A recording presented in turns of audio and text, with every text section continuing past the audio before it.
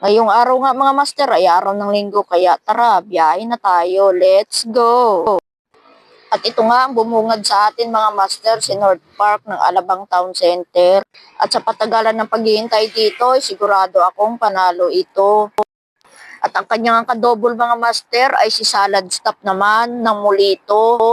Kaya tara, samahan nyo ako, kunin na natin ang order nito. Siyempre, bago mo nga makuha ang order, ay kailangan mo muna magsulat-sulat dito, parang logbook lang.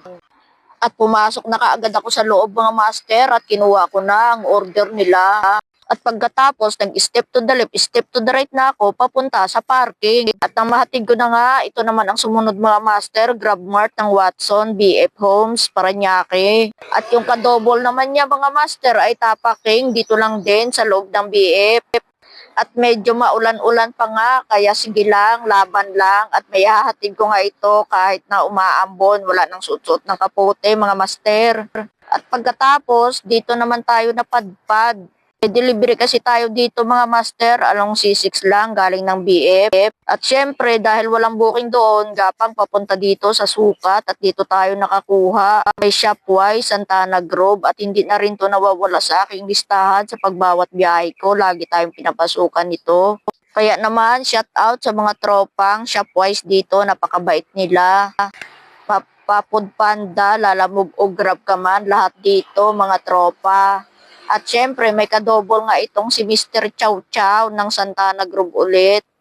At dahil konti lang yung order, ay nakaredy na pagdating ko. At ang sumunod naman natin mga master, ito. Robinsons naman, yung South Star Drug nga, kung tawagin nila dito. Ang bilis lang ng booking mga master, palibhasa kasi linggo, walang traffic. At pagkakuha ko nga, step to the left, step to the right na ulit para ma-deliver na natin ito. At dahil masama na nga ang panahon mga master, uuwi na sana ako. Kaso lang pinasukan pa ako nitong Landers sa may daang hari na visit din kung ikaw ay paghintayin. Yung tipong naghintay ka na ng ilang minuto sa bahay nyo, tapos pagdating dito maghihintay ka pa rin ng another ilang minuto.